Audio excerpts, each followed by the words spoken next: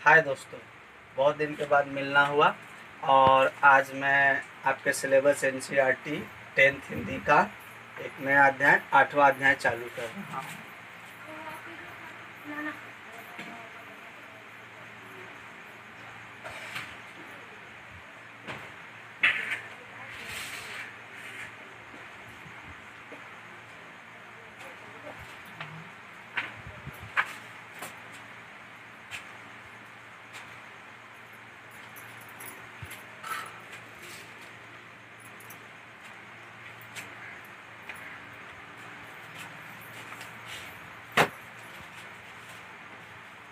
हर बार की तरह मैं पहले चैप्टर पर आऊँ, इससे पहले ज़रूरी है कि मैं आपको लेखक के बारे में परिचय कराऊँ और सेम उसी तरह से जिससे पहले वीडियो में है कि पहले हाफ पार्ट आपका लेखक का परिचय रहेगा और अगला हाफ पार्ट आपका जो है आपके पाठ में क्या कहा गया है उसका परिचय रहेगा। तो आइए जानते हैं लेखक का परिचय, है ना। तो इनके लेखक कौन है? कन्यादान के लेखक है ऋतुराज। कौन है?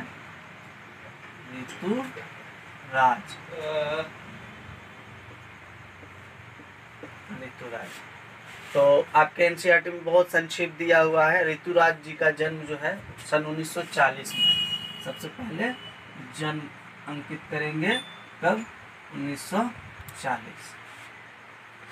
गौर कीजिए, जैसा मैं हमेशा बताता हूँ किसी भी जन्म के बारे में, गौर कीजिए ये काल कब का है। भारत में आंदोलन का समय का काल है और भारत अपने आज़ादी के लगभग नज़दीक का काल है।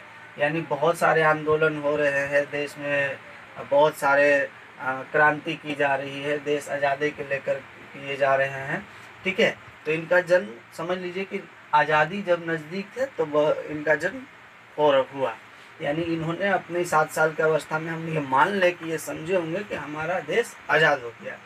यानी इनकी जो अब आगे की शिक्षा होगी, आगे का जो समाज का होगा, ठीक है, सब अब ये आज़ाद भारत में देखेंगे। तो आज़ाद भारत में बहुत चीज़ें आज़ाद भी हैं इसी तरह। लेकिन इनका जो लेखन है आप उस समय के समाज से देखिएगा कि पूरा हूबहू, यानी उस समय के समाज में भी प्रासंगिक है और आज भी प्रासंगिक है। क्योंकि एनसीईआरटी के सिलेबस में यदि ये कविता शामिल है, मतलब ये जाहिर बात है कि इसकी प्रासंगिकता आज भी बनी हुई है। काल के साथ ये खत्म नहीं हुई, ये कालजयी है, यानी सभी काल में रहने वाली। कहाँ? स्थान। स्थान कहाँ है? भरतपुर। ठीक है, और भरतपुर कौन से राज्य में है? राजस्थान। कौन से राज्य में है? राजस्थान। ठीक है, राजस्थान विश्वविद्यालय जयपुर से उन्होंने अंग्रेजी में शिक्षा, अंग्रेजी में एमए किया। 40 वर्षों तक अंग्रेजी साहित्य के अध्यापन के बाद अब सेवानिवृत्ति लेकर वो जयपुर में रहते हैं। ठीक है, अभी भी यानी वो जीवित है। उनके अब तक 8 कविताएं संग्रह प्रकाशित हो चुके हैं, जिनमें एक मरना धर्मा और अन्य, पुल पर पानी, सूरत नीरत और लीला मुखारविंद प्रमुख है। तो सबसे पहले शिक्षा देख लेते हैं, है ना। शिक्षा अंग्रेजी में एमए, इसको मैं इंग्लिश में लिख लेता हूँ। कहाँ से? जयपुर विश्वविद्यालय से।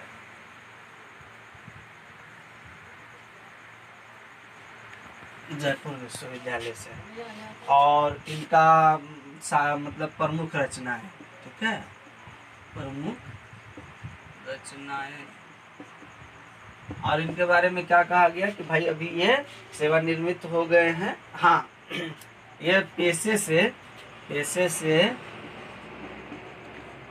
क्या है? अध्यापक है। पेशे से क्या है? अध्यापक है। ठीक है, ये पेशे से क्या है? अध्यापक है ना। और इनकी प्रमुख रचनाएं क्या है? एक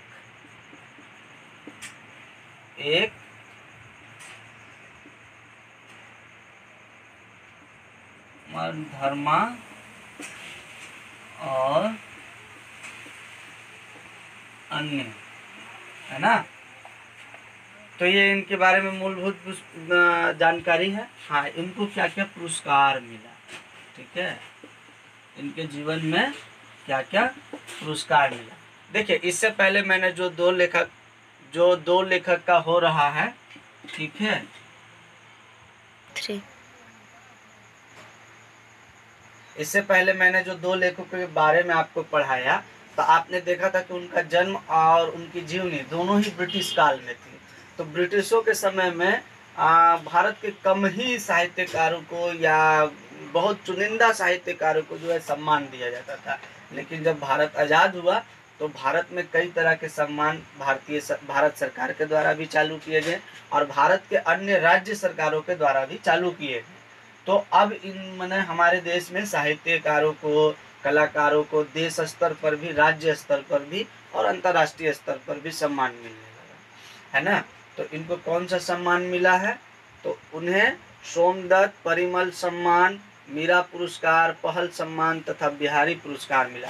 इससे पहले मैंने एक बार जिक्र भी किया था बिहारी पुरस्कार, कबीर पुरस्कार, है ना। तो इनका याद रखिए, एक है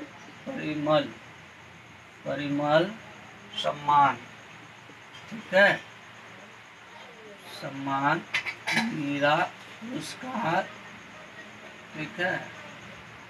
अच्छा, ये एक बात ध्यान देने लायक है कि ये सब पुरस्कार जो है ये राजकीय पुरस्कार है ना, किसी न किसी राज्य से जुड़े हुए हैं, ये राष्ट्रीय पुरस्कार नहीं है। बिहारी सम्मान, है ना, बिहारी पुरस्कार आदि आदि, मतलब इससे अधिक भी। अच्छा, इसमें से आप 2-3 चीज याद रख लीजिए कि ऋतुराज जी को परिमल सम्मान, मीरा पुरस्कार और बिहारी पुरस्कार मिला हुआ है। एक बार मुझे जहाँ तक याद है कि झारखंड के ही एग्जाम में पूछा था कि इनमें से किस कवि को बिहारी पुरस्कार से सम्मानित किया गया है, और उसमें 2 कवि ऐसे थे जिनको था। तो आपके पास ऑप्शन था 1, 2, दोनों, इनमें से कोई नहीं, ठीक है। तो आप पुरस्कार पे भी कभी कभी क्या होता है कि कवि का, एक चीज आप याद रखना, आज़ादी के बाद के जो जन्मे कवि हैं उनका पुरस्कार महत्व हो जाता है, क्योंकि आज़ादी से पहले एक रविंद्रनाथ टैगोर बहुत बड़े कवि हुए और हैं भी जिनको पुरस्कार वगैरह है, लेकिन अंग्रेजों के टाइम बहुत ही रेयर पुरस्कार वगैरह मिलता था, क्योंकि हमारे जो साहित्यकार थे वो समाज के लिए भी लिखते थे और अंग्रेजों के प्रहार भी करते थे, तो अंग्रेज उनको प्रोत्साहन नहीं करते थे। इस बात को भी आपको ध्यान रखना है ना। ये छोटा छोटा ट्रिक है अपने आंसर तक पहुंचने के लिए। जैसे अगर परिमल सम्मान, मीरा पुरस्कार, बिहारी सम्मान, हाँ पहले बांटता था, नवाब बांटते थे, जो राजा होते थे वो बांटते थे, है ना, लेकिन अंग्रेज इनको ज्यादा प्रोत्साहन नहीं देते थे। उनका भी कारण था, मैंने बताया ही। अच्छा, मुख्य धारा से अलग समाज के हाशियों की, लोगों की चिंताओं को ऋतुराज ने अपने लेखन में विषय बनाया। देखिए कई सारे होते हैं, एक तो समाज के बारे में लिखे, एक राजनीतिक के बारे में लिखे, एक राजनीतिक और समाज के बीच दोनों पुल का काम किए। तो ये क्या बोल रहे हैं, इनका क्या माने विशेष फील्ड है, यानी विशेष क्षेत्र है कि जो समाज में गरीब तबके हैं, जो हाशिए पर, हाशिए मतलब जो एकदम अंतिम पंक्ति में, विकास का अगर हम अवधारणा की बात करें और विकास की अवधारणा से तुलना करें, तो जो एकदम अंतिम पंक्ति में खड़ा है, ठीक है, वो मतलब हाशिए पर चला गया, अपना विकास उसका अवरुद्ध हो गया है ना। तो वैसे लोगों का ये क्या करते हैं, बात को अपने लेखन में शामिल करते हैं। यानी ये उस टाइप के कवि नहीं है कि सौंदर्य वर्णन कर रहे हैं और जो है चांद तारों की बात कर रहे हैं, रोमानी बात कर रहे, नहीं, ये एकदम समाज के बात कर रहे हैं। समाज में जो हाशिए पर है, जो एकदम विकास से पीछे हैं, जो एकदम पिछड़े हुए हैं, है ना, उनकी कविता में दैनिक जीवन के अनुभव का यथार्थ है। अच्छा, दैनिक जीवन का अनुभव, हाँ ये बहुत जरूरी है। कभी कभी होता क्या है, एक उदाहरण समझिए कि हम आप सभी कोई शादियों में जाते होंगे और एक वाक्य होता है जहाँ पे आदमी, बहुत सारे आदमियों को हंसी लगता है जो उस दौर से नहीं गुजरे होते हैं, और उनको बहुत रोना आता है जो उस समय गुजर रहे होते हैं, वो है विदाई का समय। विदाई का समय आप देखिएगा लड़कियां ज़्यादा रोएंगी, लड़कियों के घर वाले भी रोते हैं, कुछ तो इसलिए रो जाते हैं कि चलो भाई जा रही हो, मन रख लेते हैं, लेकिन नहीं, वास्तविकता है वो है कि वो इतना गहरा अनुभव होता है। 3 तो बहुतों को तो ये होता है कि भाई चलो रो देते हैं, जा रही है इतना दिन रहे, लेकिन ऐसा नहीं है। आप समझिए कि आपको एक ऐसी सजा दी जा रही है जहाँ पे अब आजीवन आप अपने घर को अपना घर नहीं कह सकते हैं, आप अपने घर पर आ नहीं सकते हैं, स्वतंत्रता पूर्वक रह नहीं सकते हैं। ये बहुत बड़ा बात होता है जिसका गहरा अनुभव आप कर सकते हैं, क्योंकि मैंने किया है अपने बहन के शादी के दौरान, है ना। तो कहना आसान है लेकिन ये बहुत बड़ी बात है, और इसको इसलिए मैं यहाँ लिंक कर रहा हूँ कि इसी से जुड़ी बातें आपको मैं आगे बताऊंगा आगे की कविता में, है ना। कन्यादान। अच्छा, आप थोड़ा सा, ये लेखक परिचय हो गया। लेखक परिचय में और कुछ नहीं बताया है, यानी आपको मोटा मोटी मान लेना है कि ऋतुराज जी का जन्म जो है वो 1940 में हुआ है। एक बार रिवीजन में करा दे रहा हूँ। ऋतुराज जी का जन्म 1940, स्थान भरतपुर राजस्थान में। भरतपुर आपको यूपी से भी सकता है, अगर मैप हम बनाएं तो ऐसे ऐसे करके आपको इस टाइप का मैप राजस्थान का है, और यहाँ से आपका यूपी है, तो ये साइड में आपका भरतपुर है, ठीक है। भरतपुर राजस्थान में, है ना। शिक्षा कहाँ तक? अंग्रेजी में एमए किया, उसके बाद पेशे से अध्यापक रहे। अध्यापक से अब रिटायरमेंट होकर घर में बैठे हैं, और उन्होंने रचनाएं की, यानी काव्य रचनाएं की। प्रमुख रचनाएं मरना धर्म और अन्य हैं। उसके बाद अच्छा है, और अन्य नहीं, ये टाइटल है, पूरा एक टाइटल है, ठीक है। पुरस्कार में परिमल सम्मान है, मीरा पुरस्कार है, और बिहारी पुरस्कार है। आप बिहारी पुरस्कार याद रखें, परिमल सम्मान भी याद रखें, ठीक है। और ये इनकी कविता जरूर याद रखें। और कविता तो इतनी अच्छी है कि आपको याद हो जाएगा। कविता है कन्यादान, है ना। कविता क्या है? कन्यादान है। और हर कोई अपने घर में कभी न कभी अपने लाइफ में कन्यादान जरूर देखा होगा ना, क्योंकि कन्यादान के बिना विवाह कहाँ संपन्न होता है हिंदू संस्कृति में, है ना। अन्य धर्मों में भी होता होगा, मैं धार्मिक यहाँ बात नहीं करूँगा, लेकिन हाँ मोटा मोटी एक बात करूँगा कि कोई भी माता पिता जब अपनी लड़की का विवाह करती है तो एक तरह से वो कन्यादान ही कर रही होती है, ठीक है। तो अब मैं आपके सामने चैप्टर पर कुछ बातें कहना चाहता हूँ जो आपके एनसीईआरटी में शामिल है ना। कहता है कि कन्यादान कविता में माँ बेटी को स्त्री के परंपरागत आदर्श रूप से हटकर सीख दे रही है। अब एक बात समझिएगा, एक वाक्य है आदर्श, ठीक है। इस चीज को, क्योंकि कविता का अगर सार आप समझ लीजिएगा, ठीक है, और इसके साथ है परंपरा, क्योंकि एनसीईआरटी ने आदर्श पर पूरा हेडिंग मारा हुआ, तो इसका मतलब तो होगा ना कुछ। अब जैसे देखिए समाज में क्या होता है, हम लोग बात करते हैं कि आदर्श किसे कहेंगे, आदर्श किसे कहेंगे भाई। अगर एक स्त्री है और अपने वो सर पे आंचल नहीं रख रही है तो हम कहते हैं कि वो आदर्श नहीं है। यदि एक स्त्री है तो उससे यह अपेक्षा की जाती है कि वो अपने आदर्श रूप को अपना आदर्श रूप में अपने सास ससुर का सम्मान करे, अपने घर वालों का सम्मान करे, समाज में प्रतिष्ठा बनाए रखे, समाज की बातों को माने। लेकिन ये आदर्श जो है, इसमें दो आदर्श है, ठीक है।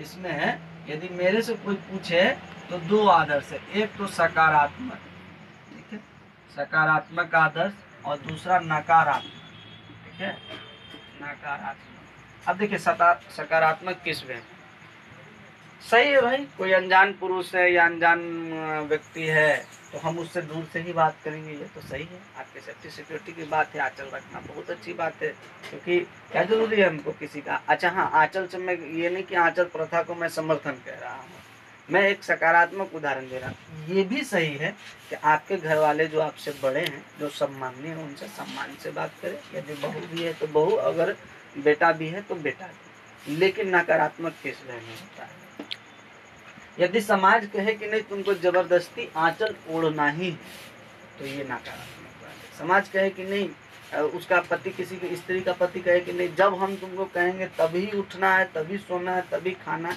नकारात्मक। महिला यदि सम्मान देती है कि नहीं पहले पुरुष खाए फिर हम खाएं, ये सही है, ये उसकी अपनी मन है। लेकिन हम उस पर जब थोपने लगते हैं, समाज उस पर थोपने लगता है, तो ये एक नकारात्मक, ठीक है।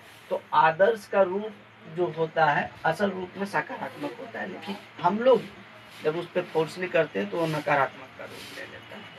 ठीक है, तो आदर्श का भी। और परंपरा, परंपरा तो जानते हैं, जो किसी समाज में कोई रीति रिवाज चली आ रही है, कोई प्रथा चली आ रही है, कोई विचार चले आ रहे हैं, ठीक है, तो उसे क्या कहते हैं, परंपरा।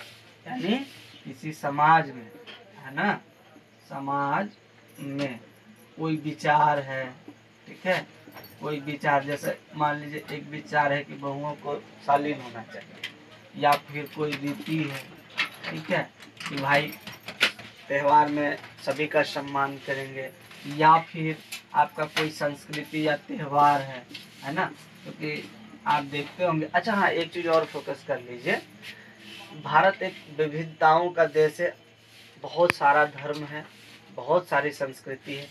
तो सबसे गलती होती है, हमसे भी है, कि हम लोग वर्णन करते समय एक चीज़ स्पेसिफाई नहीं करते कि इस एक किस कल्चर की बात हो रहा है।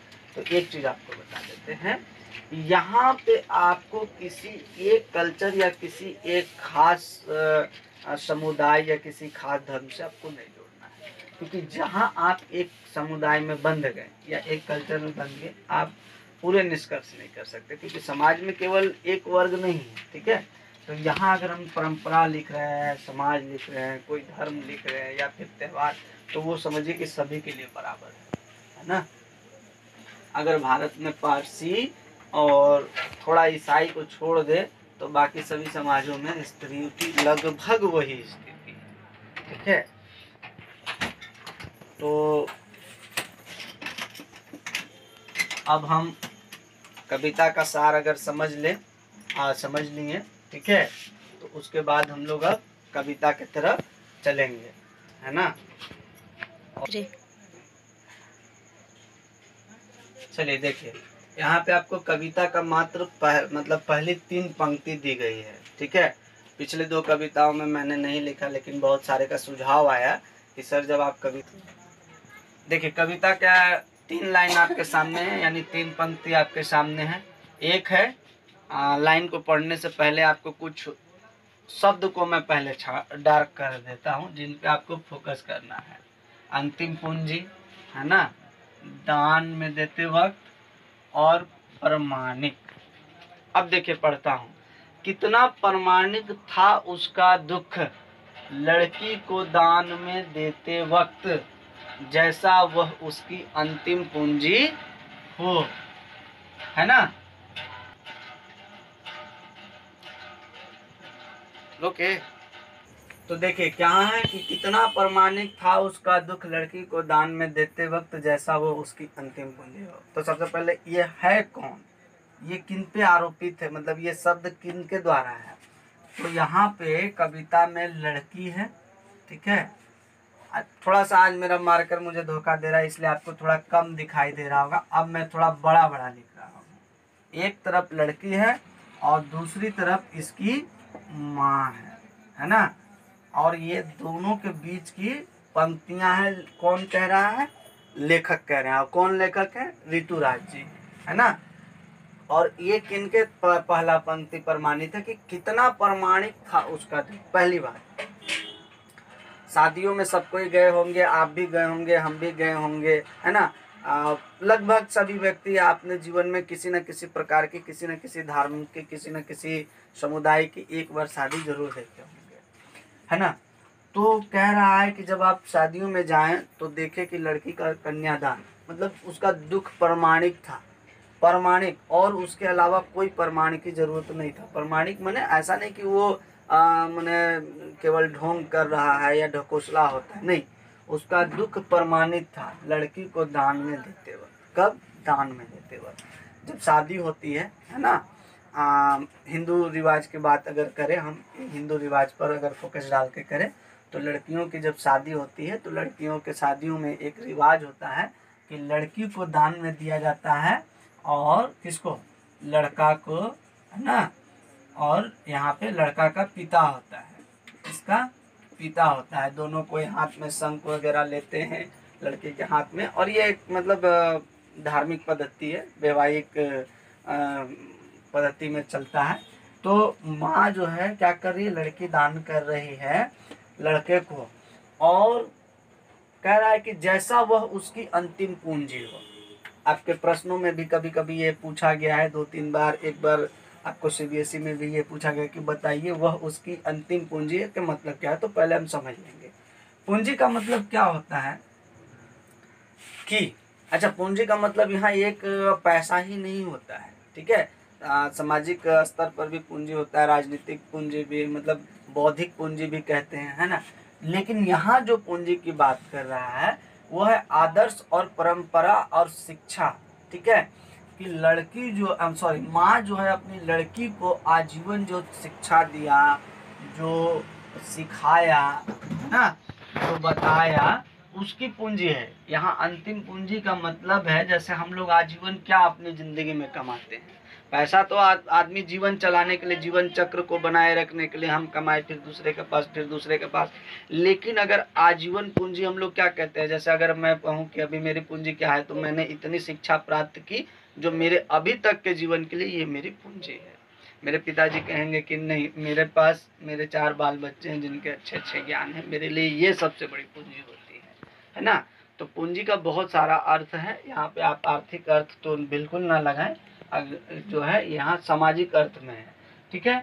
तो माँ जो है लड़की को अपना पूंजी समझ रही है। किस चीज का भैया? तो संस्कारों का, आदर्शों का, सामाजिक रीति रिवाजों का, है ना, इन सब सारे चीजों का पूंजी है। मैं यहाँ पे लिख दे रहा हूँ जैसे उसमें भी लिखा था, ठीक है। स्त्री शिक्षा, ठीक है, स्त्री शिक्षा, ये पूंजी का इसमें आप जोड़ सकते हैं, ठीक है। परंपरा, है ना, परंपरा।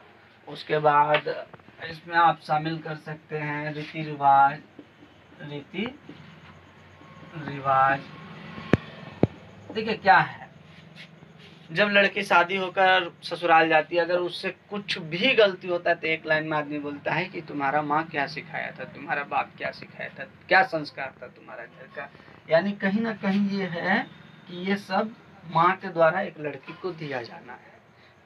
जनरली आदमी बोल देता है तुम्हारी माँ को अकल नहीं था, तुमको कुछ सिखाया नहीं, ठीक है। तो माँ अपने आजीवन पूरी प्रयास करती है कि मेरी लड़की जो है मेरे से भी बढ़कर आदर्शवादी, परंपरा सब कुछ निकले। लेकिन अब बात यह है कि कोई जरूरी नहीं है कि वो आदर्श एक ही रूप में हो या एक ही व्यक्ति में। हमने अभी कहा था ना कि आदर्श के 2 रूप आपको देखे जा सकते हैं, एक सकारात्मक, एक नकारात्मक। आंचल ओढ़ना चाहिए, ये अच्छी बात है, लेकिन यह उसकी स्वतंत्रता होनी चाहिए, हमारा जबरन का प्रयास नहीं होना चाहिए, ठीक है। हो सके उसे आंचल ओढ़ने में तकलीफ होता हो या उसे नहीं समझ में है। अच्छा, एक चीज आपको ये भी ध्यान देना है कि ये मान लीजिए कि लगभग आज से 40 साल या 35 साल पहले की कविता है। तो मैं मान के चलता हूँ कि आज अगर भारत के कुछ राज्यों और उन राज्यों में यदि कुछ जिलों को छोड़ दे तो लगभग जगह स्त्रियों की ऐसी कोई पद्धति नहीं है। विशेष करके आप राजस्थान, हरियाणा को अगर छोड़ दें तो आंचल प्रथा बहुत कम ही आपको कहीं दिखेगा। हल्का फुल्का बिहार में दिखेगा, हल्का फुल्का यूपी में दिखेगा, बाकी झारखंड उरखंड में इधर आंचल प्रथा बहुत रेयर है। और आपका पूर्वी भारत, उत्तर पूर्वी भारत में तो है ही नहीं। तो बस बेसिकली अच्छा, इनका जन्म भी देखिए कहाँ बताए थे, भरतपुर राजस्थान में, जहाँ पर्दा प्रथा बहुत ही चरम पर है। ये प्रथा आपको इस्लाम में भी मिलता है ना, हिजाब लगाने पे, ठीक है। तो एक तो था कि कन्यादान, मैंने समझाया है कि हिंदू रीति रिवाज में जब विवाह होता है तो लड़की को दान दिया जाता है, किसको, लड़का के, और इसमें इसके पिता बैठे हुए होते हैं।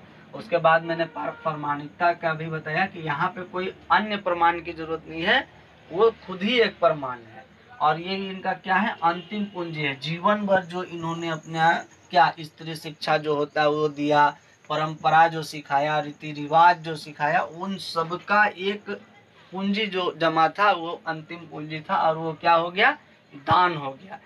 मान लीजिए कि आप अगर इसको आर्थिक रूप से तुलना कीजिए कि आप आजीवन कोई चीज कमाए हैं और अंत में उसे अगर किसी को देना हो, और वो भी ऐसे देना हो जहां से फिर कुछ लेने की जो है कल्पना न, लेने का कोई संभावना ना हो, तो आप कैसा महसूस करोगे। और यहाँ तो आत्मीयता की बात है। आर्थिक पूंजी तो चलो ठीक है, मैं फिर भी कमा लूंगा, लेकिन यहाँ तो आत्मीयता की बात है, यहाँ देना भी है। और गलती हुआ तो सुनना भी है कि कैसी तुम्हारी माँ थी। ठीक है, तो ये है अंतिम पूंजी में बताएं। और आगे कविता के लाइन में आप देखेंगे, है ना, कि किस तरह से फिर आगे आपका जो है, देखिए अब 4 लाइन मैंने बताया, उसके बाद इसके बाद आपके सामने 2 2 4 6 लाइनों की अंतिम बीच की पंक्ति है। तो पहले तो आप देख लीजिए कि लड़की अभी सयानी नहीं थी। एक बार मैं ऐसे केवल रीडिंग दे रहा हूँ। अभी इतनी भोली सरल थी कि उसे सुख का आभास तो होता था, लेकिन दुख का बाँचना नहीं आता था। पाठिका थी वो धुंधले प्रकाश की, कुछ तुको कुछ लयबद्ध पंक्तियों की। तो मैं फिर वही बताऊंगा कि इसमें कौन कौन शब्द पे आपको फोकस करना है। तो पहला ये पूरी पंक्ति में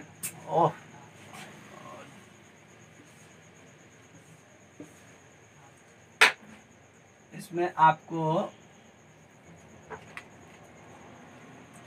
एक सयानी शब्द पे गौर करना है। चलिए मेरे मार्कर नहीं चल रहा है, मैं बीच में रोकूंगा नहीं। आपको एक सयानी पे मार्क करना है। उसके बाद एक स्वभाव की बात है, यहाँ भोली सरल पे भी आप मार्क कर लीजिएगा यदि आप अपनी कॉपी में लिख के पढ़ रहे हैं तो, क्योंकि ये सब पंक्ति को बिना मार्क किए आप आगे नहीं बढ़ सकते। ठीक है, कविता में एक ही पंक्ति होती है जो आपको बताएगा कि उसे सुख का आभास तो होता था, सुख का आभास। ठीक है, यहाँ पे आप मार्कर हल्का कम चल रहा है, मैं लाइन पे जिस लाइन पे फोकस कर रहा हूँ, मतलब रुक रहा हूँ, जोर दे रहा हूँ, उस लाइन को आप सुनिएगा। सुख का आभास, लेकिन दुख बाँचना नहीं आता था। इसमें क्या है, इसमें आप दुख बाँचना को घेर लीजिए, क्योंकि मैं इसी पे बात करने वाला हूँ, पूरी पंक्ति पे नहीं। पाठिका थी वो धुंधले प्रकाश की, पहला शब्द है पाठिका, और किस चीज का, धुंधले प्रकाश। कुछ तुको और कुछ लयबद्ध पंक्तियों के, कुछ तुक और कुछ लयबद्ध पंक्तियां। ठीक है, तो ये आपका कविता में जो जो शब्द मैं बता रहा हूँ उसे आप पढ़ते समय कॉपी में राइट करते समय आप लिखेगा, क्योंकि अगर आप इन शब्दों का यहाँ पे क्या महत्व है वो समझ गए तो कविता का पूरा सार समझ लेंगे। कहता है कि लड़की अभी सयानी नहीं थी। कौन लड़की?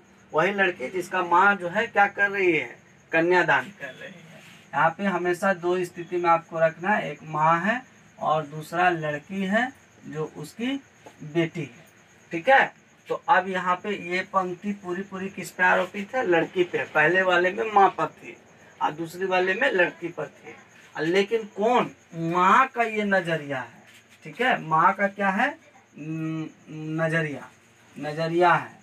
माँ के नज़र में इस चीज को समझना है कि कविता किसके नज़र में, हमारे नज़र में नहीं है, लेखक के नज़र में नहीं है। अगर लेखक के नज़र में भी है तो वो है माँ का नज़रिया है, और माँ के नज़रिए को लेखक जो है बता रहे हैं कि माँ का नज़रिया क्या है कि लड़की अभी सयानी नहीं।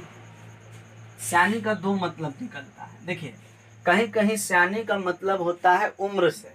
सयानी का 2 मतलब लिया जा सकता है, एक आप यहाँ पे देखेंगे उम्र से, और दूसरा है आपका बुद्धि से, है ना, बुद्धि से सयान होना। कहते हैं ना कि सयानी, बोलते हैं ना बड़ा सयानी लड़की है, बड़ा चतुर लड़की है। तो एक सयानी आप उम्र से लीजिए और दूसरा आप बुद्धि से लीजिए। देखिए, उम्र की बात तो खैर है कि पहले बाल विवाह चलता था, और इनके समय में जो काल होगा लगभग ये अपने रचना शैली का 60 65 70, क्योंकि इनका 40 में जन्म हुआ तो जाहिर सी बात है 65 70 तक लिखना चालू किए। तो अभी भी आप देश के, फिर मैं बोलूँगा। अच्छा हाँ, एक बात निवेदन है कि कृपा करके राजस्थान वाले, हरियाणा वाले, दिल्ली वाले गलत ना समझे कि मैं आपकी बुराई कर रहा हूँ। लगभग ये प्रथाएं सभी समाजों में है कि बाल विवाह, और बाल विवाह मैं खुद बता रहा हूँ कि झारखंड में बहुत ज़्यादा होती है। ठीक है, तो बाल विवाह का भी प्रचलन था, सयान भी नहीं होती थी। 12 14 15 तक, 16 तक तो एकदम कर देना है, 15 16 तक तो कर ही देना है।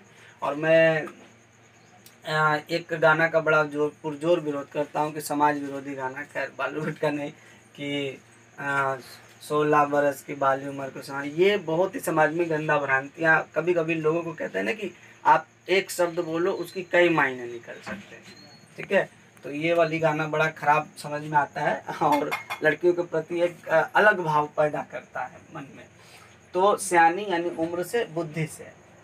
अभी इतनी भोली सरल थी, जब हम आगे की पंक्ति पढ़ रहे हैं कि भोली सरल, तो अब हमें समझ में आ रहा है कि भैया यहाँ पे उम्र की बात तो है ही, लेकिन ये शब्द किस बात का है? बुद्धि के लिए। भोली सरल, जाहिर सी बात है। अब अगर हम अभी एक बेटा है, खेल रहे हैं, खा रहे हैं, ठीक, लड़कियां क्या करती है अपने मायके में एकदम फुल फ्रीडम के साथ रहते हैं, लेकिन अब अचानक उसे एक बंधन में बांधा जा रहा है, तो वो क्या है? भोली है, सरल है। यानी उसे सामाजिक का ज्ञान नहीं पता, उसे लोगों से बात करने का पता नहीं, लोगों का द्वेष भावना का पता नहीं, लोगों का प्रेम भावना का पता नहीं, है ना। कहते हैं कि उसे सुख का आभास तो होता है, ठीक है, सुख का आभास तो होता था। यानी सुख क्या है जीवन में, सुखी कैसे कहते हैं? जैसे देखिए, कभी कभी किसी इंसान का स्वभाव होता है कि यदि आप उसे अच्छे से बात करें तो बढ़िया लगता है, लेकिन वही इंसान से अगर एक ज़्यादा रूठ बात करके उसे समझाने का भी प्रयास करें तो वो दुखी मान जाएगा। यानी उसे दुख का आभास ही नहीं है, उसे दुख आता ही नहीं है सहना। तो कहता है कि उसे भोली सरल तो है ही, ठीक है, पहले तो सियानी नहीं थी। किस मायने में? मान लीजिए बुद्धि के मायने में भोली सरल है, मतलब बुद्धि के मायने में सियानी नहीं थी, क्योंकि उसे चतुराई नहीं आता था, उसे झूठ बोलना नहीं आता था, उसे स्त्रियों का जो है छल कपट नहीं आता था। सुख का आभास तो होता था, सुख है भाई, शादी हो रही है, अपने पति के साथ जाना है, मिलना है, बातें करना, ये करना, वो करना है, ठीक है, वो तो था। लेकिन पति उसको मारेगा भी, पति उसको प्रताड़ित करेगा, ये सब बातें नहीं पता था, ठीक है। लेकिन दुख बांचना नहीं आता था। अब देखिए क्या है कि दुख बांचना ये शब्द हिंदी में ही है, लेकिन क्षेत्रीय शब्द आप इसे मान सकते हैं, ठीक है। बांचना का मतलब यहाँ हो गया बांटना या बताना, ठीक है। बांचना बोलते हैं ना कि मत बांचो, किसी का विवरण मत बांचो, यानी बताना या किसी को कहना या समझाना कि दुख समझाने नहीं आता था कि उसको क्या दुख हो रहा है, ठीक है। तो इससे आप देख रहे हैं कि लड़की का क्या कह रहा है? व्यक्ति विशेषता बताया जा रहा है। लड़की की क्या वो बताई जा रही है? व्यक्ति विशेषता। और किसके द्वारा बताई जा रही है? कि माँ के द्वारा। माँ के द्वारा ये बताया जा रहा है कि मेरी बेटी क्या है? सियानी नहीं है, यानी उस तरह का चतुर नहीं है, उस तरह का छल कपटी नहीं है, झूठ सच से इसे खेलना नहीं आता है, स्वभाव में बहुत भोली सरल है ना। सुख का आभास तो इसको होता है कि सुख क्या होता है, लेकिन दुख बांटने नहीं आता है। अंतिम दो पंक्ति को आप सुनिए कि पाटिका थी वो धुंधले प्रकाश की, कुछ टुकड़ों और कुछ लयबद्ध पंक्ति थी। पाठिका, यानी पाठिका कौन होता है भाई? पढ़ने वाला, ठीक है। धुंधले प्रकाश, यहाँ धुंधले प्रकाश का मतलब ये नहीं कि कोई टॉर्च बत्ती या लाइट नहीं है, जैसे अभी मेरी लाइट नहीं है, आपको थोड़ा धुंधला दिख रहा होगा, कि ये धुंधले प्रकाश की नहीं। जैसे मैं धुंधले प्रकाश, ये मैं पंक्ति पढ़ रहा हूँ और यहाँ से आने का मतलब ही मुझे नहीं आ रहा है, ये धुंधले प्रकाश। यहाँ पे समझ का बात है, ठीक है।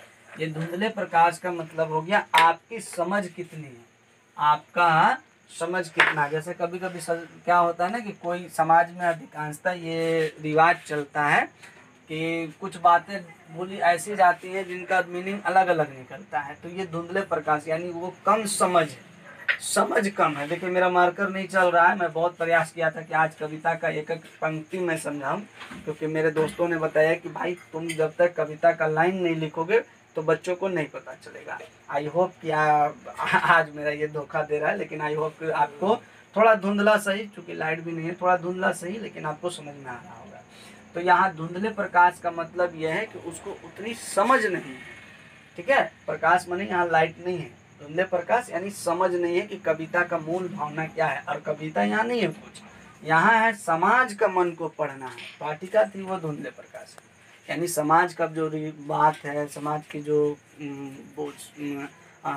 रीति रिवाज है, या समाज का जो भाषा है। जैसे घर में मैं किसी को ब्लेम नहीं कर रहा हूँ या झगड़ा करने की बात भी नहीं कर रहा हूँ, या ऐसी मानसिकता नहीं, लेकिन पहले ज़माने में देखा जाता था कि कुछ ऐसे शब्द बोले जाते थे जिसमें आपकी बेइज्जती भी छुपी होती थी, लेकिन आपकी बात को भी समझ गए तो ठीक है। तो वो उतनी गहरी बात को नहीं समझती, वो धुंधले प्रकाश की पाठिका है, कुछ तुको कुछ लयबद्ध पंक्तियों की, यानी उसको कुछ ही बात समझ में आता है, समाज की कुछ ही बात उसको समझ में आता है, सारी बातें समाज की उसको समझ में नहीं आती है, ठीक है। समाज की सारी बातें नहीं समझ में आती। जैसे कि कविता का अगर मान लीजिए एक कविता हम 5 साल के बच्चों से ये वाली कविता पढ़ाएं और 5 साल के बच्चों से खरगोश और चिड़िया की कविता पढ़ाएं, तो उम्मीद करता हूं कि उसे खरगोश और चिड़िया वाली कविता बहुत अच्छे से समझ में आएगी, लेकिन ये कविता उसको नहीं समझ में आएगी। ठीक उसी तरह यहाँ पे लड़की जो है वो समाज की जो है बातों को नहीं समझ पाती है, समाज की बातों को अर्थ नहीं निकाल पाती है, समाज की बात का क्या मौलिकता है, क्या बात है, ये नहीं समझ पाती है। ठीक है, वो छल कपट और समाज के द्वारा जो हथकंडे अपनाए जाते हैं वो सब नहीं समझ पाती है ना। तो पहली पंक्ति में देखिए कि माँ का जो है कि परिचय में दिया था 4 लाइन। ठीक है, कन्यादान कर रही है, ये बहुत प्रामाणिक है और ये इसका क्या है, जीवन का अंतिम पूंजी है। यानी उन्होंने अपने जीवन में जितना अब बन पड़ा, उतना शिक्षा, उतनी रीति रिवाज डाला उसमें। फिर ये वाली पंक्ति लड़की की विशेषता है। और अब आगे की पंक्ति देखते हैं कि क्या कहता है। देखिए, उस पंक्ति में मैंने लड़की का विशेषता बताया और ये और 6 लाइनों की पंक्ति आपके सामने, 6 लाइनों की पंक्ति है। और इस पे आपको पहले एक बार मैं पढ़ के बता रहा हूँ कि माँ ने कहा, पानी में झाँककर अपने चेहरे पर मत रीझना, आग रोटियाँ सेकने के लिए हैं, जलने के लिए नहीं। वस्त्र और आभूषण शाब्दिक भ्रमों की तरह बंधन है स्त्री जीवन के। देख रहे होंगे ये कविता नहीं, ये एक लयबद्ध पंक्ति है, यानी समझाने का जो भाषा शैली है। तो अब इसमें आपको कौन कौन शब्द पे फोकस करना है। पहला तो आप झाँक कर इस शब्द को देख लीजिए। उसके बाद यहाँ पे अपने चेहरे और रीझना, ये 2 शब्द को देख लीजिए। ठीक है, यहाँ पे है आग और एक शब्द है रोटियां सेकना। ठीक है, जलने के लिए। ठीक है, उसके बाद है वस्त्र और आभूषण, वस्त्र और आभूषण, वस्त्र और आभूषण शाब्दिक भ्रम की तरह है, बंधन है स्त्री जीवन की। ये पूरी लाइन आप मान सकते हैं। ठीक है, तो कहता है कि माँ ने कहा, माँ किससे कह रही है भाई, ये अपनी लड़की से। माँ किससे कह रही है, लड़की से। पहले पंक्ति में माँ की बात को समझे, दूसरे शब्दों में लड़की की विशेषता को समझे। और लड़की की वो विशेषता याद रखनी होगी आपको कि वो भोली है, सियानी नहीं है, वो समाज की पूरी बातों को नहीं समझती है। तो उस हिसाब से ही इसका आप आकलन कीजिएगा, है ना। माँ ने कहा, माँ बेटी को समझा रही है कि बेटी पानी में झांककर, पानी में झांककर, कभी आप फ्रेश तालाब जलसायों में जाएं तो देखेंगे कि पानी में जब हम चेहरा देखते हैं, ठीक है, और सूर्य की प्रकाश अगर आपको बढ़िया मिल रहा है, नहीं भी है तो भी देखिए, अगर पानी शांत है, क्लीन है, तो आपका चेहरा दिखेगा। खास करके ये प्रतिकृति साफ कुएं में, साफ जलाशय में दिख जाता है। तो माँ ने क्या कहा कि पानी में झांककर, पानी में झांककर अपने चेहरे पर मत देखना। यहाँ पानी का 2 मतलब आप ले सकते हैं। पानी में आप ये भी देख सकते हैं कि लोगों के द्वारा जो आपके प्रति प्रेम बहाया जा रहा है, उसमें झांक कर अपने चेहरे पे, या आप अपने जलछायों में या अपने आईने में बैठकर लड़की को ये शिक्षा दे रही है उसकी माँ की, आईने में बैठकर अपने चेहरे को चेहरे पे मत रीझना कि मैं बहुत सुंदर हूँ, या मैं बहुत रूपवान हूँ, या मैं बहुत ये हूँ। कह रहे हैं कि अपने चेहरे पर मत रीझना। कभी कभी देखिए, इस पंक्ति को समझने के लिए बहुत अच्छा तरीका है कि आप एक बात को समझिए। कभी कभी क्या होता है ना कि जब नई नई शादियाँ होती हैं तो पति अपने पत्नी को बहुत मानते हैं, लेकिन कुछ समय के बाद आप देखेंगे कि वो प्रेम धीरे धीरे गौण होने लगता है। तो लड़की भ्रमित हो जाती है शुरुआती में कि ऐसा ही जीवन सदैव। तो माँ वो शिक्षा को पहले ही बता रही है कि आप ऐसी बात को मत समझना, ऐसी जीवन आपको नहीं मिला है। ये चेहरा जो है ये केवल अपनी सौंदर्य है और इसे अपने तक ही सीमित रखो। इस पे अभिमान, इस पे गौरव, इस पे गौरवान्वित होने की जरूरत नहीं है, और बिल्कुल ही घमंड तो बिल्कुल होने की जरूरत नहीं है। फिर कह रहा है कि आग रोटियां सेकने के लिए, ये देखिए समाज की बहुत ही सच्चाई है। अब माँ बता रही कि आग रोटियां सेकने के लिए, जलने के लिए नहीं।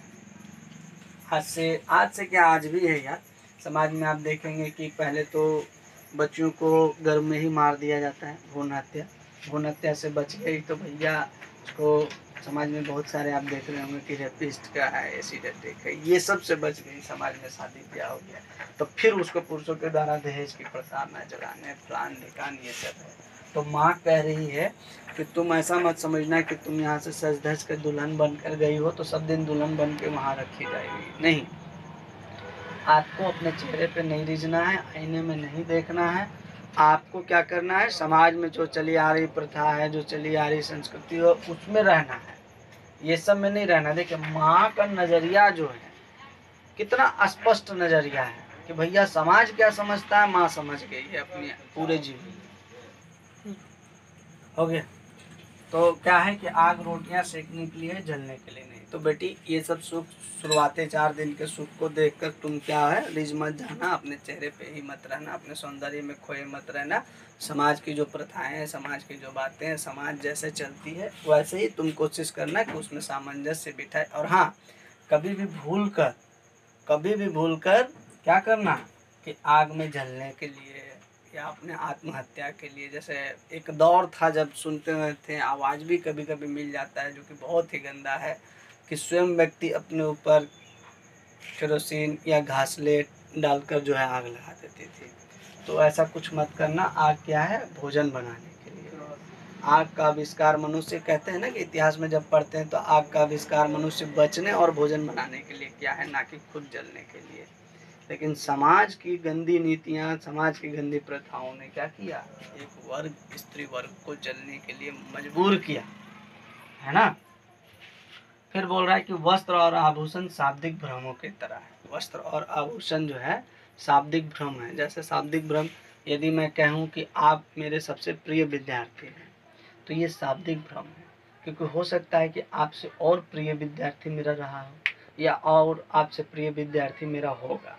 जैसे किसी का अगर शुरुआती प्रेम हो तो कहते हैं ना कि तुम ही मेरी प्रिया हो, तुम ही मेरे सब कुछ हो। तो ये सब शाब्दिक भ्रम है। ठीक उसी तरह वस्त्र और आभूषण भी शाब्दिक भ्रम है, क्योंकि आप वस्त्र और आभूषण पहनकर 5 मिनटों के लिए सुंदर दिख सकते हैं, लेकिन वो सुंदरता आपकी 5 मिनट की होगी और वो भी क्षणिक होगी। आपकी जो असली सुंदरता है वो वही है जो आपके ईश्वर ने, या सॉरी प्राकृतिक ने आपको जो जन्म दिया है। ठीक है, ईश्वर की मैं बातें यहाँ पे नहीं करूँगा, मैं सीधा सीधे बोलूँगा कि आपके प्राकृतिक ने जो बनाया है और जो वो सुंदरता है वही है। वस्त्र और आभूषण तो केवल उसे कुछ समय के लिए सज्जित करने के लिए, सुसज्जित करने के लिए है, और वो भी उसी तरह जैसे शब्दों को सुसज्जित करते हैं। शाब्दिक भ्रम हो जाता है। बंधन है स्त्री जीवन, ठीक है, बंधन है स्त्री जीवन। कहते हैं कि स्त्री जीवन को वस्त्र और आभूषण पर आभूषण के शाब्दिक भ्रमों पर रिझना नहीं है। ठीक है, आपको मतलब वस्त्र के चक्कर में, आभूषण के चक्कर में नहीं। जैसे कि मुझे अगर सही याद आ रहा है तो मैंने मुंशी प्रेमचंद का एक पढ़ा है गबन। गबन में इसी तरह की एक कहानी है, मैं आपको थोड़ा सा सारांश जोड़ देता हूँ कि गबन में इसी तरह का एक कहानी है कि उसकी एक स्त्री है शायद जालपा। ठीक है, जालपा हमेशा गहनों की मांग करती रहती है और उस गहने के चक्कर में उनकी जिंदगी इतनी नर्क बन जाती है कि मत कहिए। फिर आजीवन उनका मेल जो है संभव नहीं हो पाता है। तो बंधन है स्त्री जीवन। स्त्री जीवन क्या है, माँ देखिए स्पष्ट शब्दों में कह रहा है कि बेटी बंधन है स्त्री जीवन। यदि तुम स्त्री में पैदा ली हो मतलब बंधन में पैदा ली हो। शुरुआती पैदा लोगे तो तुम्हारे बाबूजी मालिक, फिर तुम्हारा भाई तुम पे मालिक, फिर शादी हुआ तो पति मालिक, फिर पति के जितने जुड़े हुए हैं वो मालिक, मतलब तुम स्वतंत्र नहीं हो। माँ एकदम स्पष्ट ज्ञान दे रही। देखिए समाज का किस भाव पर आज प्रहार है, और एकदम सच्चाई निचोड़ के रखा हुआ है कि भाई स्त्री जीवन है, आप स्पष्ट कर लीजिए कि आपका जीवन बंधन में है। हो गया, कहा है कि स्त्री जीवन बंधन है। आप एक लाइन में ये समझ लीजिए कि आपका जीवन बंधन में है। आप समाज के रीति रिवाजों से बंधे हैं, आप घर के रीति रिवाजों से बने हैं, आप पुरुषवाद के रीति रिवाजों से बने हैं, आप धार्मिक रीति रिवाजों से बंधे हुए हैं। ठीक है, और स्त्री जीवन में है मतलब आप बंधन में बंधे हुए हैं। आप पे जकड़ी हुई है भेड़ियाँ। ये जो सुंदर सुंदर चूड़ियाँ हैं वो चूड़ियाँ नहीं है, हथकड़ियाँ हैं, समाज के द्वारा लगाई जाने वाली हथकड़ियाँ हैं। उसे आभूषण मत समझिए। आप आपके जो आभूषण से सजाया जा रहा है वो आभूषण नहीं है, आपको गहनों में नहीं भेड़ियों में जकड़ा जा रहा है। और माँ जो है एकदम स्पष्ट अपनी बेटी को ये बात कह रही है कि बेटी तुम इस चीज के जीवन में मत पड़ना, ऐसे जीवन की तुम कल्पना भी मत करना। और आग जो है रोटियां सेकने के लिए, भोजन बनाने के लिए, खुद उसमें जल मत जाना, क्योंकि उस जिस समय ये कविता लिखी गई है, समाज ने स्त्रियों को दहेज के लिए, अन्य कारणों के लिए, पुरुष मानसिकता, धार्मिक रीति रिवाजों के कई ऐसे प्रावधान के चलते स्त्रियों को मजबूरन, जो स्त्रियां इससे सामंजस्य नहीं बिठा पाती थी, वो क्या करती थी, आत्मदाह कर लेती थी। ठीक है, फिर अंतिम 2 लाइन है। ठीक है,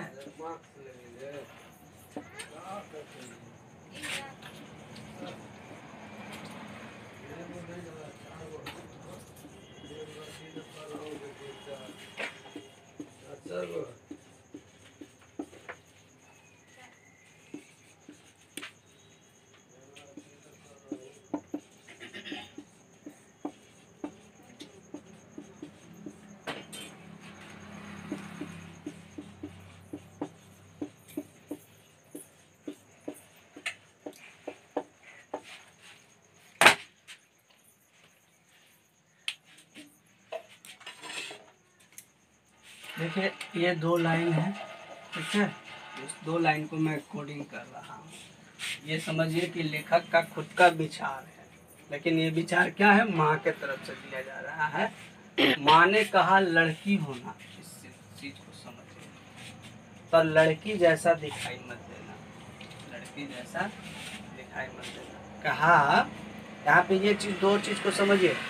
तो पहला पंक्ति कह रहा है कि लड़की होना, लड़की होना, ऐसा नहीं है कि लड़की मत होना। लड़की का जो गुण है वो धारण करना, लड़की की जो वो अपनी विशेषताएं हैं वो धारण करना। ये नहीं कि बाल कटा के जुल्फी कर बना लेना, या फिर और कुछ रीति रिवाज बदल देना, या समाज में जो चीज़ नहीं है वो ऐसा नहीं।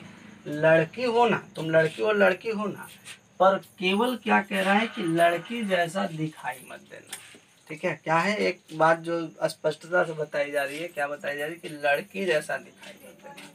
जैसे लड़कियों का सामान्य रूप क्या है, घूंघट आंचल में किए हुए, श्रृंगार किए हुए, श्रृंगार पे रहने हुए। ठीक है, ये सब चीज तुम मत करना। लड़की होना, लड़की होना तुम्हारा प्राकृतिक गुण भी है, प्राकृतिक नेचर भी है। तुम लड़की बनी हो, लड़की ही रहना, लेकिन लड़की जैसा दिखाई मत देना। लड़की जैसा, ये शब्द भी समझिए, लड़की होना पर लड़की जैसा दिखाई मत देना। ठीक है, यानी तुम लड़की हो, ये सत्य है, प्राकृतिक ने तुम्हें लड़की बनाया, ये भी सत्य है, पर लड़की जैसा दिखाई मत देना। हमेशा ये मत समझना कि मैं श्रृंगार ही सजती रहूं, मैं घर के सारे काम काज को छोड़ दूं, मैं सास ससुर का बातें नहीं मानूं, मैं समाज की बातें नहीं मानूं। तो ऐसा बिल्कुल मत करना। लड़की जैसा अपने आप को दिखाने के प्रयास मत करना, क्योंकि उसमें 2 चीज़ें छिपी हुई है। लेखक के माइंड में ये अगर विचार है तो 2 चीज़ें छिपी है। एक चीज़, यदि लड़की के जैसा तुम दिखाई दोगे तो तुम पे अन्याय भी समाज करेगा, तुम्हारे घर वाले तुम पे अन्याय भी करेंगे। तो लड़की जैसा दिखाई मत देना, लड़की जरूर होना। ठीक है, यानी अंदर से देखिए, प्राकृतिक रूप से तुम लड़की रहना, और बाहरी और बुद्धि के रूप से तुम पुरुष रहना। अगर सीधा सीधी ये बात करें तो दिखावा यानी बाहरी बौद्धिक रूप, आपका जो इंटरनल है वो आप लड़की रही है, लेकिन एक्सटर्नल जो आपका होगा वो लड़की नहीं, एक पुरुष प्रधान का देश है, और पुरुष बन के रहिए। पुरुषों जैसा अप्रोच रखिए, पुरुषों जैसा सोच रखिए। कहते हैं ना कि लोहा को लोहे काटता है। तो सीधा सीधी लड़की को ये शिक्षा दी जा रही है कि लड़की तुम होना, ये तुम्हारा प्राकृतिक नेचर है, तुम रहो भी, लेकिन लड़की जैसा दिखाई मत देना। अपने आप को लड़के जैसा दब्बू, अपने आप लड़की जैसा अबला, ये सब मत बनने देना। सबला बनना, स्ट्रॉन्ग बनना, स्वतंत्र बनना, और समाज की कुरीतियों से जहाँ तक हो सके संभव करना। ठीक है, और पुरुषों के सोच से पुरुषों वाली सोच रखना। पुरुष अगर तुम पे डांटे तो तुम भी अपने आप को इतनी मजबूत रखना कि पुरुषों जैसा विचार आपके सामने उभर कर आए। ये नहीं कि पुरुषों के साथ या पुरुषों के संरक्षण में रहे, ऐसा नहीं, बिल्कुल नहीं। ठीक है, तो ये अंतिम पंक्ति जो है बिल्कुल आज के समय में बोले तो प्रासंगिक है, आज के समय में बिल्कुल प्रासंगिक है। मैं बिल्कुल नहीं कहना चाहता हूँ कि आप क्या होइए, क्या रहिए, क्या दिखिए, भाई अब ये कोई नहीं कह सकता, क्योंकि यदि मैं ऐसा कहता हूँ तो मैं भारतीय संविधान का जो है उल्लंघन करता हूँ। क्योंकि भारतीय संविधान एकदम स्पष्ट कहता है अनुच्छेद 15 में कि किसी में भी जो है जाति लिंग पर भेद नहीं कर सकते हैं, डिस्क्रिमिनेशन नहीं कर सकते हैं। ठीक है, ये लिंग और जाति और ये सब जो है प्राकृतिक, लिंग जो है प्राकृतिक चीज़ है, इस पे आप भेद मत करिए। तो मैं तो बिल्कुल नहीं कहता हूँ, आपकी अपनी स्वतंत्रता है, आप क्या पहनिएगा, क्या खाइएगा, क्या रहिएगा, कैसे दिखिएगा। हाँ, लेकिन लेखक अपने समय के प्रासंगिकता को जोड़ते हुए बता रहे हैं कि समाज में यदि तुम लड़की हो तो लड़की रहना, लेकिन लड़की जैसा दिखाई मत देना, समाज तुम्हें छोड़ेगा नहीं। लड़की जैसा कोमल भाव मत रखना, लड़की जैसा तुम अपना विचार मत रखना, है ना। तो आई होप कि ये पूरी कविता का सारांश आप समझें। अच्छा, 2 मिनट में मैं एक बार फिर से आपको टेलीकास्ट यानी पुनः एक बार कविता का बता रहा हूँ कि पहला पंक्ति जो 2 पंक्ति है, पहला जो 3 पंक्ति है वो माँ है। माँ के लिए लेखक कह रहे हैं कि कितना प्रमाणिक था उसका दुख लड़की को दान में देते वक्त, जैसे वो उसकी अंतिम पूंजी हो। उसके बाद बीच का जो 6 लाइनें हैं वो लड़की की विशेषता है कि लड़की अभी सियानी नहीं थी, अभी इतनी भोली सरल थी कि उसे सुख का आभास तो होता था लेकिन दुख बाँचना नहीं आता था। पाटिका थी वो धुंधले प्रकाश की, कुछ तुकों कुछ लयबद्ध पंक्तियों की। फिर उसके बाद माँ की तरफ से क्या लड़की को शिक्षा दी जा रही है कि माँ ने कहा पानी में झाँककर अपने चेहरे पर मत रिझना, आग रोटियां सेकने के लिए, जलने के लिए नहीं। उन्हें समाज से भी रूबरू करा रही है, ठीक है। वस्त्र और आभूषण शाब्दिक भ्रमों की तरह है, बंधन है स्त्री जीवन। एक लाइन में समझ लो बेटी कि बंधन है स्त्री जीवन। माँ ने कहा लड़की होना पर लड़के जैसा दिखाई मत देना। उसके बाद ये लेखक का ये कह सकते हैं कि विचार है, ठीक है, कि लड़की होना लड़के जैसा दिखाई मत देना। तो मैं उम्मीद करता हूँ कि आप इस चीज़ को समझ गए होंगे। तो ऐसे ही मतलब भरभली में आपको मुख से ही अभ्यास पर जो है करा दो, क्योंकि एक लंबा लिखना संभव नहीं है, ठीक है। तो यहाँ पे मैं कुछ प्रश्न पढ़ रहा हूँ। अच्छा हाँ, ये प्रश्न उत्तर जो मैं पढ़ता हूँ या जो मैं आपसे शेयर करता हूँ, तो ये कविता का ही सारांश के रूप में मैं बोल देता हूँ, और ये केवल मैं बोल रहा हूँ। तो आप इसको ऐसे लीजिए कि आप किसी चीज़ को सुन रहे हैं और उसके अपने शब्दों में बांधें। ये गुण आपको डेवलप करना ही होगा, ये गुण अपने अंदर सृजन करना ही होगा, रचनात्मक शैली अपने अंदर लाना ही होगा। कहता है कि आपके विचार में माँ ने ऐसा क्यों कहा कि लड़की होना पर लड़की जैसा दिखाई मत देना। देखिए, पूरी पंक्ति की अंतिम लाइन को ही पहला प्रश्न बनाया कि ऐसा क्यों कहा कि लड़की होना लड़के जैसा दिखाई नहीं देना। तो पहला लड़की होना क्यों कहा ये बता दीजिए 2-3 लाइन में कि भाई लड़की प्राकृतिक है, प्राकृतिक ने उसे लड़की बनाया है, तो आप लड़की रहिए, ठीक है, प्राकृतिक रूप से लड़की रहिए और लड़की ही बने रहिए, वो सही है। लेकिन समाज की जो नज़रिया है, समाज का जो रीति रिवाज है, समाज में जो प्रथाएं हैं, पुरुष प्रधानता की जो सोच है, उस स्थिति में यदि आप लड़की की तरह रहिएगा तो आपको बहुत सारे दुखों का सामना करना पड़ेगा। आप अबला स्त्री बनने से अच्छा है, ठीक है, बहुत सारे दुखों का सामना करना पड़ेगा, कठिनाइयाँ झेलने पड़ेगी, जीवन जो है आपको हमेशा दुख करेगा। इससे अच्छा है कि आप एक अबला नारी बनने से अच्छा है कि आप एक सबला नारी बनिए। पुरुषों की सोच से मुकाबला कीजिए, ठीक है, और अपने हाव भाव, अपने अंदर की जो आपकी जो कहते हैं ना कि अंदर की शक्ति जो है आप मजबूत बनाइए, ठीक है, और समाज के साथ चलिए, समाज की बातों को समझिए। ये नहीं कि कोई डांट दिया 2 शब्द कह दिया तो रोने बैठ जाइए, ठीक है। आग रोटियां सेकने के लिए, जलने के लिए नहीं। अब इनके बाद का प्रश्न है कि इन पंक्तियों में समाज में स्त्री की किस स्थिति की ओर संकेत किया गया है। तो यहाँ पे 2-3 स्थिति को आप बता सकते हैं। सबसे पहला ये है कि समाज में लड़कियों को जलाकर मारने या जल के मरने का बहुत सारी घटनाएं हैं, जैसे दहेज प्रथा को लेकर, प्रताड़ना को लेकर, ठीक है, घरेलू हिंसा को लेकर। तो माँ एकदम स्पष्ट करे कि बेटी आग रोटियां सेकने के लिए, भोजन बनाने के लिए, उसमें कभी जलना मत, ठीक है। तो कहता है कि समाज में स्त्री की किस स्थिति की ओर, स्त्री की स्थिति, तो स्त्री की स्थिति क्या है, दहेज प्रताड़ना की जाती है, घरेलू हिंसा होती है, ठीक है, गाली गलौज भी होता है कई तरह से, कि तुम्हारे घर वाले ऐसे हैं, तुम्हारे घर वाले वैसे हैं, ठीक है। फिर कहता है कि माँ ने बेटी को सचेत करना क्यों जरूरी समझा है, क्योंकि इसलिए ज़रूरी समझा कि उन्होंने भी अपने जीवन में ऐसी कई घटनाओं को भोग चुके हैं, कई घटनाओं को देख चुके हैं। क्योंकि लेखक जो है एक स्त्री का रूप लेकर, एक तरफ स्त्री का बात है कि भाई हम भी तो देख रहे हैं ना कि कैसे मारा जा रहा है, कैसे प्रताड़ित किया जाता है, अभी भी दहेज के लेकर क्या नज़रिया है, ठीक है। तो ये सब चीज़ों को हम पूरे जीवन समझे हैं, तो अपने बाल बच्चों को कहते हैं ना कि बेटा हमने ये गलतियाँ की है, आप ये गलतियाँ मत करना, हमने ये चीज़ भोगा, आप ये चीज़ मत भोगना, ठीक है, तो ये बात है। पाटिका थी वो धुंधले प्रकाश की, कुछ तो और कुछ ले पक्की। मैंने कविता पूरे पढ़ाते समय ही आपको बताया है कि यहाँ प्रकाश, धुंधले प्रकाश यानी समझ, ठीक है, समाज की बातों को समझ, समाज में चलने वाली प्रथाओं की समझ लेखिका को नहीं है। वो कुछ बातों को समझती है, जैसे कुछ सुखद बातों को समझती है, कुछ अच्छे बातों को समझती है, लेकिन उसके पीछे छुपे अर्थों को नहीं समझ पाती है। यदि आप कविता का पूरा बढ़िया से देखेंगे जो मैं समझाता हूँ, तो आपका हर एक प्रश्न का उत्तर कविता के हर एक लाइन में आपको मिल जाएगा, ठीक है। तो मैं उम्मीद करता हूँ कि आप कविता को अच्छे से समझेंगे और अच्छे से पढ़ेंगे, है ना, और अच्छे से समझ लिए होंगे। अच्छा हाँ, एक चीज़, यदि इस कविता से जुड़ी कोई और चीज़ें आपके सामने है या कुछ पूछना हो या कुछ ये है, तो कमेंट में आप ज़रूर बोले, कोई सुझाव भी दे, ठीक है। और मैं मान के चलता हूँ कि आज मेरा लाइट भी साथ नहीं दिया और मार्कर भी, तो आपको कुछ धुंधला वीडियो दिखा होगा। और लॉकडाउन में घर में रहिए, सुरक्षित रहिए और पढ़ाई